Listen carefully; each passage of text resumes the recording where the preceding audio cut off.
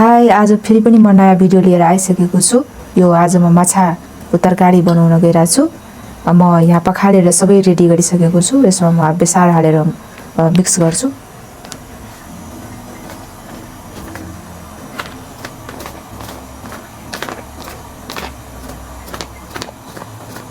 हेर्नुस्, बेसार हालिसकेको छु।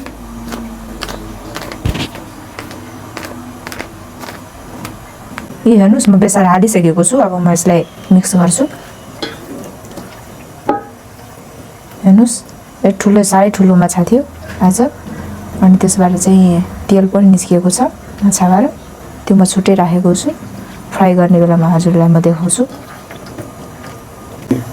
हेर्नुस्, म ताउ बसालिसकेको छु र तेल पनि हालिसकेको छु। हेर्नुस्, म अब हाल्छु। यसरी म सबै हालिसक्छु।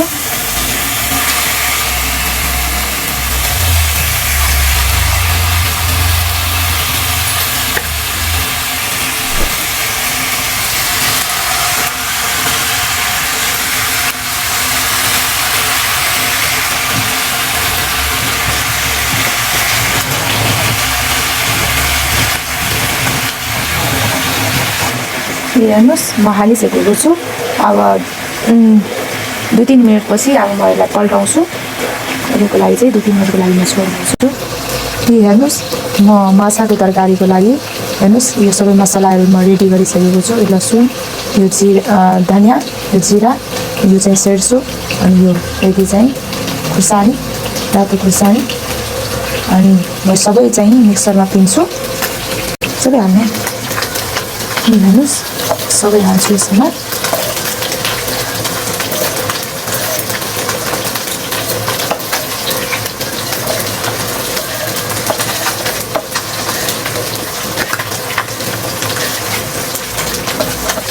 हेर्नुस्, सबै म हालिसकेँ। अब म पिनेर यहाँ म हजुरलाई देखाउँछु।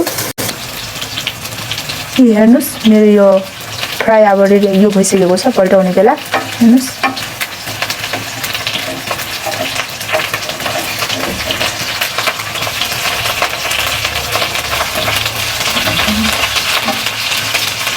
हेर्नुस्, यसरी नै सबै पल्टाउँछु।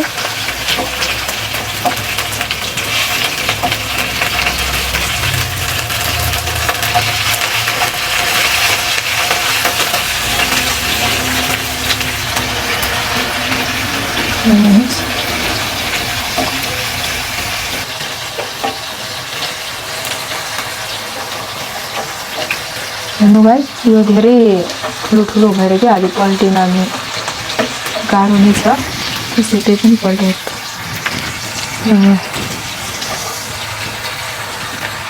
अघिको पनिरबाट चाहिँ अलि गाह्रो नै भयो, अनि त्यसैले अर्को पनिर ल्याएकोमा त्यसबाट चाहिँ मजाले पल्टिराखेको छ।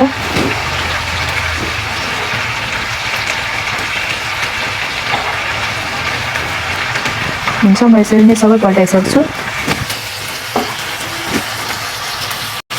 हेर्नुहोस्, पिनिसकेको छु। पिनिसकेँ। सबै मिक्स भइसक्यो सबै मसलाहरू। हेर्नुहोस्, म कचुरा निकाल्छु। हेर्नुहोस्, यो यहाँ रेडी भइसक्यो। हेर्नुहोस्, हेर्नुहोस्, मेरो माछाको फ्राई अब रातो भइसक्यो। दुवै हेर्नु, यता पनि रातो भइसक्यो। अब म निकाल्छु यसलाई।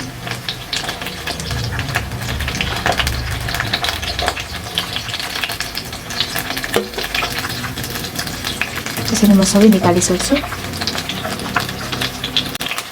ठुलो दाबु के भाँच्यो। हेर्नुहोस्, हेर्नुहोस्, म निकालिसकेँ सबै। हेर्नुहोस्, म माछाको तरकारीको लागि यो गोलबेला पखालेछु। पखालेर म काट्छु। हेर्नुहोस्, म काट्छु यसलाई। 2 पिस काट्छु, 4 पिस काट्छु। अनि यसलाई पनि म मिक्सरमै पिन्छु। हेर्नुहोस्, म गोलबेला काटिसकेँ। यसमा हाल्छु। सबै हालिसक्छु। अनि पिनेर म हजुरलाई देखाउँछु। हेर्नुहोस्, म पिनिसकेको छु यो गोलबेला, अनि म यहाँ खानेछु। हुन्छ। यो हेर्नुहोस् म माछा फ्राई गरेर सबै निकालिसकेको छु र यो माछा फ्राई गरेको तेल हो। म यसमै अब मसला हाल्छु सबै।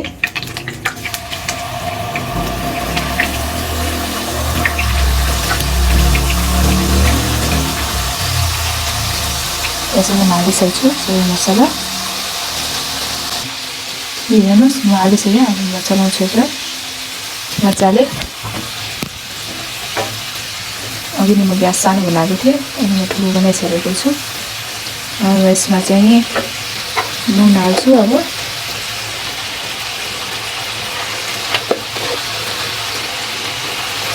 यसरी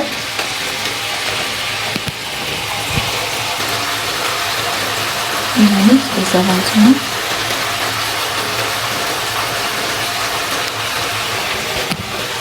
यसलाई चलाउँछु, मजाले पकाउँछु म यसलाई। अनि त्यसपछि म थोरै राखेको छु, पिनेर राखेको थिएँ नि, त्यो हाल्छु। अब त्यसपछि म 2 मिनट जति भुट्छु मजाले। यो हेर्नुहोस् मेरो मसला भइसकेको छ। हेर्नुहोस् मजाले पाकिसक्यो। माथि तेल आइसकेको छ। भइसक्यो। अब म यसमा पोलेर राखेको त्यो हाल्छु पिनेको। हेर्नुहोस् यसलाई म फेरि 2 मिनट यसलाई पनि पकाउँछु।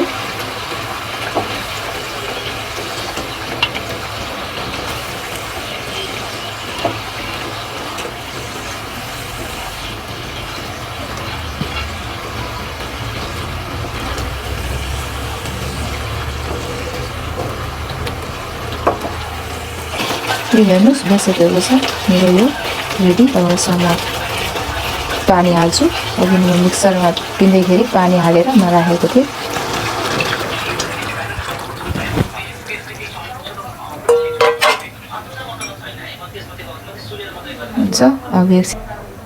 हुन्छ अब म एकछिनपछि यो उम्लेपछि, अलि उम्लनै लागेपछि नि म यसमा चाहिँ त्यो फ्राई गरेको माछाको पिस हाल्छु।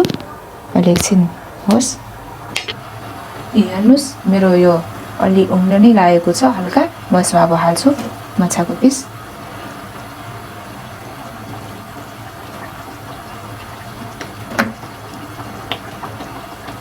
यसमा म सबै हालिसक्छु।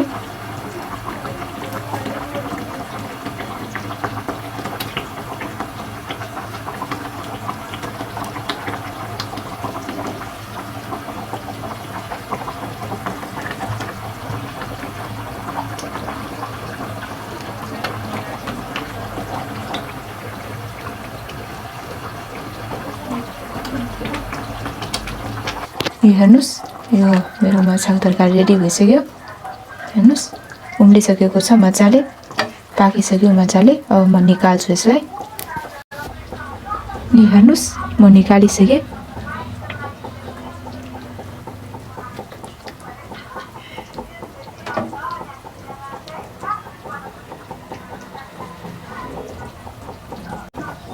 यो हेर्नुहोस् यहाँ यो मेरो ताउमा पनि छ, यहाँ निकाली पनि सक्छु। यो हेर्नुहोस् म निकालिसकेको छु। अनि थोरै खानको लागि यो हेर्नुहोस् यसरी पाकेको छ। कति मिठो पाकेको छ। तपाईँहरू पनि ट्राई गर्नुहोस् अनि कमेन्टमा भन्नुहोस् ल। हेर्नुहोस् कति मिठो पाकेको छ। यो साह्रै नै मिठो पाकेको छ, किनभने म यति धेरै मेहनत गरेको छु। अनि तपाईँहरू पनि यसरी नै पकाएर अनि फ्यामिलीसँग खानुहोस् मिलिजुली। अनि त्यसपछि कमेन्टमा भन्नुहोस् कि हजुरहरूले कसरी बनाउनु भयो अनि कस्तो मिठो भयो भनेर। अनि हुन्छ आजको भिडियो म यहीँ राख्न चाहन्छु। बाई, अर्को भिडियोमा भेटौँला।